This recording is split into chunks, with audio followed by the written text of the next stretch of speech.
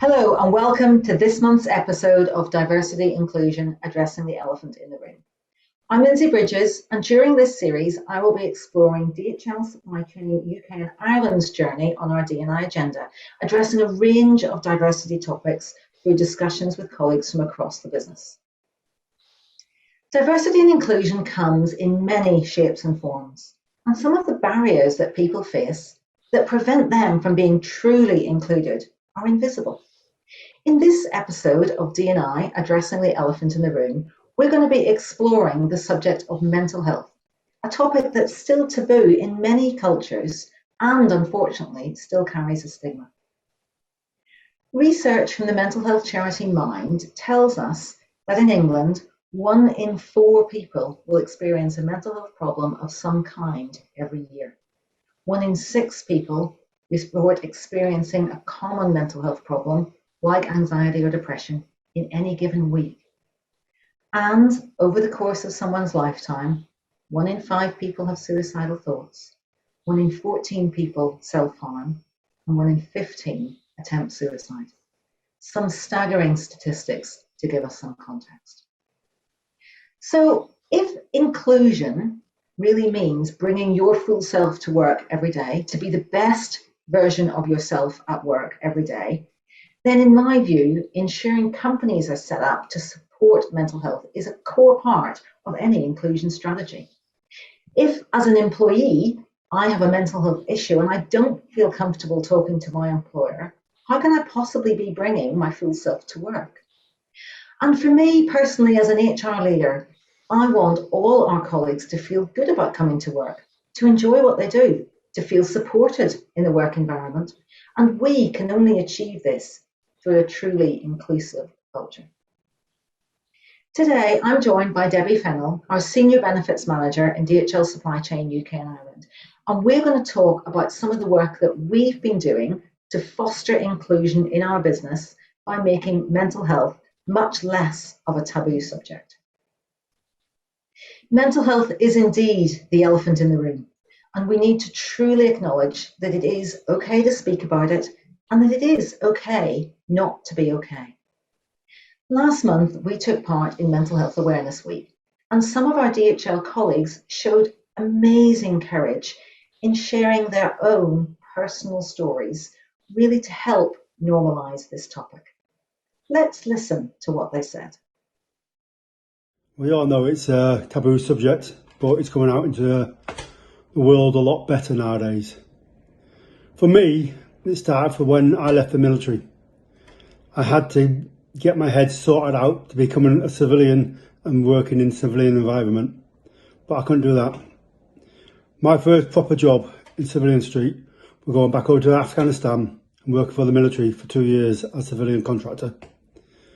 I needed that sort of life, so I knew where my head is going to be. It's not a taboo subject. I wish people would talk about it openly, but a lot of people can't. I have thought in the past about taking my life, and the only thing what kept me from doing that is that I would destroy my 2 girls' lives and my family's lives if that ever did happen. I'm not ashamed to admit it, that I've thought about it and I wanted to do it. I just couldn't handle it no more. Please, if you get any thoughts of being ill, mentally ill or whatever, just think about it. Talk to your mates, talk to your work colleagues, or try and gain help from somewhere else. I speak to my mates who I've not seen for some 30 years in the military, from over in Manchester way, and we have a laugh and joke, and that's how sometimes I get over my dark days, dark nights, or whatever. Please help yourselves and help others by doing it. It's just one of those things, you can't help it, but it happens. It's not a taboo subject. Not no more. We're all there to help. DHL and all the other organisations around now but understand if you suffer from mental illness. Like I said, I am not ashamed to admit it. It took me a long time to even ask my friends or people I work with for help. Please understand there is help out there for you. So Debbie, from the clip that we've just listened to, our colleague talks about how mental health is considered a taboo subject, and he talks about the importance of speaking up. So what do you think are the consequences of not speaking up about mental health in the workplace? Well, I think if we don't talk about mental health and work, we're never going to break down stereotypes and take the stigma out of something that affects all of us. By talking, we can aid recovery, we can be more proactive in our approach, and improve our culture of being open and supportive. If we don't talk about mental health in work, we also won't be able to provide the right support and help. And this can adversely affect the business overall. So if you think about symptoms of mental health that can have a significant impact on business, such as lack of sleep. It's a common symptom and it can cause safety-related accidents, procrastination, indecision, irritability, and put strains on relationships and cause low team morale. I think it's interesting, Debbie, that you say that actually it affects all of us, and you're right, it does to some extent or another, and it's very much about then helping us as a business provide support to people, because the impacts can be much more than just the individual, right? Yeah, absolutely. And I think employees really have the right to bring their whole self to work and to be supported with their mental health, just as they would be with their physical health. The freedom and ability to raise concerns is absolutely core for a business culture where employees can feel confident that they are being supported to do the right thing. And so, encouraging employees to share concerns and speak out about their mental health struggles is really critical to developing our open, supportive culture, and also to prevent the issues becoming worse, and also to prevent isolation of those with poor mental health.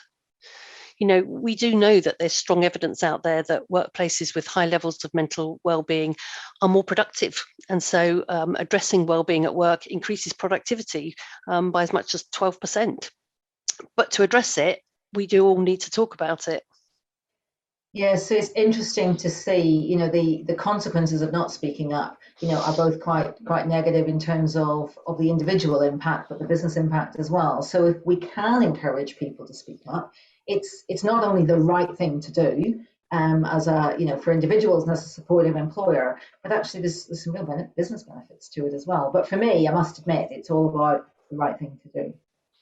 So let's listen to another video clip, and in this one, where another colleague shares his story, for me, the outcome of this is truly quite inspirational.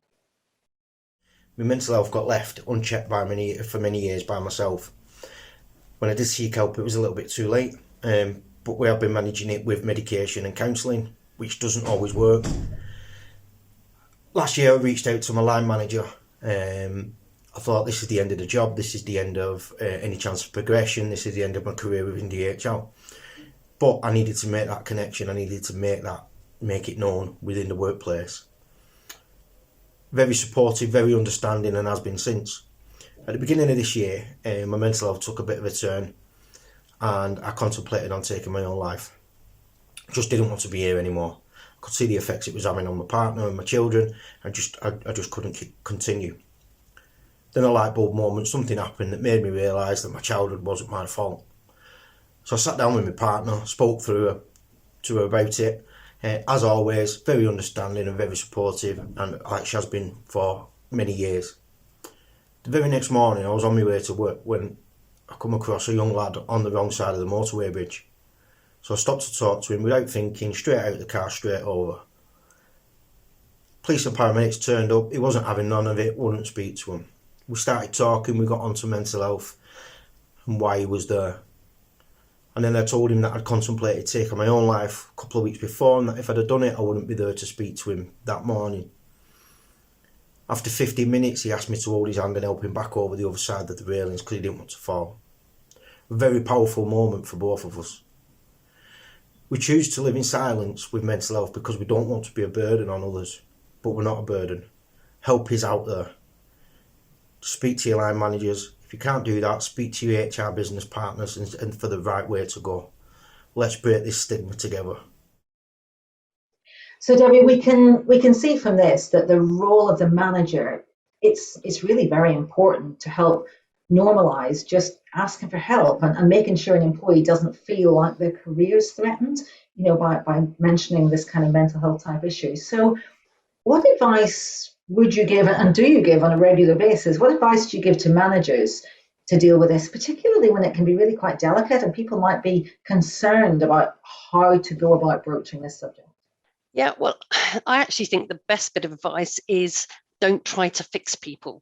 And that's because managers and leaders are often very successful because they're used to navigating difficult situations and solving complex problems. And so when they're put with a difficult and delicate situation to deal with, they might well default to a problem-solving approach. But employees don't want to be seen as a problem to be fixed. And the mindset should be that we're there to support employees, that the manager is there to be a bridge to resources rather than being the resource themselves. And managers also need to be very clear with themselves that they're not mental health specialists or counsellors, and neither is anyone expecting them to be. What they do need to have is a really good understanding and awareness of mental health issues, and make sure they know what available resource there are to support employees and be confident to have a conversation about it. Managers would talk to their employees about a bad knee or a bad back or anything else like that. And they should be able to talk about mental health just as normally, really. So they could be having just a normal everyday question, talking about the fact that it's been a very stressful time. And the manager can say things like, I've been finding it hard to sleep. How have you been finding it? Thanks, Debbie. I think so. Some of the key messages there for managers are about listening, about not judging, and about really recognising that what impacts me and maybe makes me feel anxious might not be the same thing as impacts you and makes you feel anxious. So listening to what the employee is saying and making sure that we are open to that and we're not judging and we're empathetic. I think those are really good messages. Thank you. So if we move on now and listen to this third clip, another colleague's sharing his experience, and this is more of a long-term mental health, and he talks about the support he gets from his colleagues. I have suffered for the past 5 years with mental health, mainly because of a separation from my ex-partner of 12 years and getting used to not having my son due to joint childcare. I think for me personally, it's been a battle which is never going to get any easier. I've struggled and I've had to have various different counselling, medication and cognitive behavioural therapy on 5 separate occasions. It's not something that I'm ashamed of, it's something I'm quite proud of, that I've been able to get through that. And the main reason for me wanting to make this video was just to bring awareness to people and realise that it's not something that we need to be ashamed of.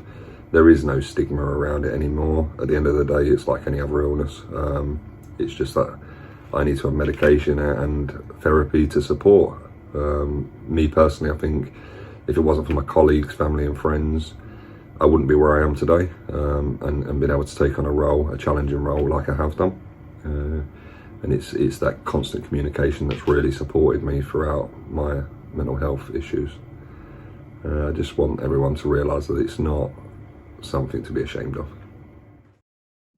So Debbie, what can organisations do to kind of amplify the efforts of raising awareness and prevention from longer term mental health conditions? And I think this is particularly important at this point in time in the pandemic, after COVID-19 and the impact that's had.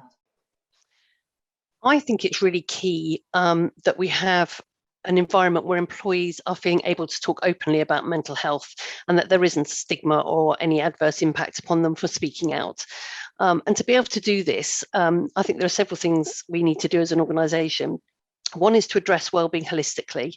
We all have mental health, and we're all very different, and we all experience mental health and problems in different ways. And we know that financial wellbeing, physical wellbeing, and social wellbeing are all very interlinked with mental wellbeing. And quite often it is a combination of those issues which take their toll on employee mental health. Therefore, taking a holistic approach to managing employee mental health is what's required, along with, establishing that culture of openness around mental health. And I think we should treat mental and physical health as equally important, have well-being on business agendas alongside health and safety. Yeah, that's quite an interesting concept, isn't it? We focus quite a lot on health and safety and physical well-being. Bringing mental well-being to that same level is quite critical. And I like the point you make about it's not just one aspect, it's that holistic approach. So if we are talking about, employees who've got maybe some longer term mental health challenges, how do managers get to know about that? Well, managers are the ones that know their staff the most. And I think it's really important that they're having regular one-to-ones with their employees, and that they know and talk to them about any problems they're having. And managers need to have the knowledge and training to have those conversations and the confidence to do it. And I think leaders at all levels need to be able to put mental health on the table, talk about it, invite others to talk about it, and really work actively to reduce any stigma. And also be very proactive in encouraging positive mental health. So making sure that we're leading by example as managers, that we're encouraging a good work-life balance, that we are encouraging physical activity and taking breaks, and that we're providing the education on financial and health topics, and that we have wellbeing benefits that do encourage you to be proactive with your mental health and all your health, in fact, and not just there to address problems. During that recent mental health awareness campaign, we were encouraging everyone to go out walking, have time out and be outside. And what we saw was a lot of employees and teams were having their meetings outside and going on team walks and just taking some time out together to chat about mental health. And many of them are now building this in as a regular activity, which is just fantastic and exactly what should be happening. It's interesting you talk about role modeling, and it's something that I do quite a lot. I walk a lot and exercise a lot, and I'll often post a photograph of that at lunchtime on the Connect app, because I do believe it's important that people can see that I can do that as the HR leader. It's okay for the folks in our HR team to do that as well. And I like the idea of us promoting that and doing walking calls. And I do that actually with our CEO Jose. He and I will have walking calls from time to time. And there's certain calls in the week that I know I don't have to look at a screen, so I can pop my headphones in and go out and walk. So I think getting that balance right is really important for people. So in this final film clip from one of our colleagues, she talks about proactivity, and she talks about her view about prevention being very important, and the small things and the little habits that really can help you change. So let's have a listen. I've understood that no matter where I've worked, whether it's been a busy warehouse environment or now working from home a lot more, obviously due to COVID, I've understood that looking after my mental and physical well-being is so important to be able to fulfill my role as best as possible and to be able to be the best version of myself.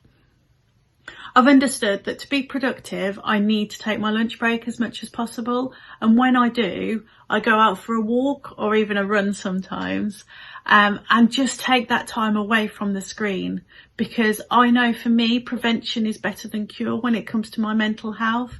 So going out for that bit of time, taking myself away from my screen, I know that I will then be a lot more productive in the afternoon. I know that my trigger points, I know sometimes if I start to feel anxious or overwhelmed, then those are the steps I need to take to be able to recenter myself. I also use the Thrive app and the Happy app, make sure that I do the challenges and do the check-ins every now and again, because they might pick something up that I'm not even aware of myself, and then I'll be able to put the steps in place to be able to sort that out. I also know that there are the chat lines and the text lines that can also help, because they can then take it even further. There is so much help out there that it's available to everybody. So I would definitely encourage you all to do that, and just to check where you are and not be afraid that there's nowhere else to go, because there really is. I also think speaking to your work colleagues is so important. Whether you are in the office or the warehouse or not, if you're not, then make sure that you're using the video conferencing Teams or Zoom, because it really does help. Myself and my team, it's now second nature to just put our video on, put Teams on, give each other a call just for a chat, whether it's about work or not. And actually we've made sure that we have scheduled time for the non-work part of it, because that is so important, to just have a cup of tea, sit there and have that social interaction, because we've found that being isolated could easily come with its own challenges. So that's why we made the conscious decision, but also actually it's coming naturally now, to make sure that we check in with each other, because it's not just about looking after our own mental health, it's looking after everybody else's too. So Debbie, our colleague had some great messages there on where to get help, but what tools has DHL Supply Chain UK and Ireland put in place for our colleagues to give them support if they're having mental health or physical and well-being concerns in general? Well, what we've done is provided a one-stop shop for all our wellbeing resources and benefits, which makes it really accessible for employees at work or at home.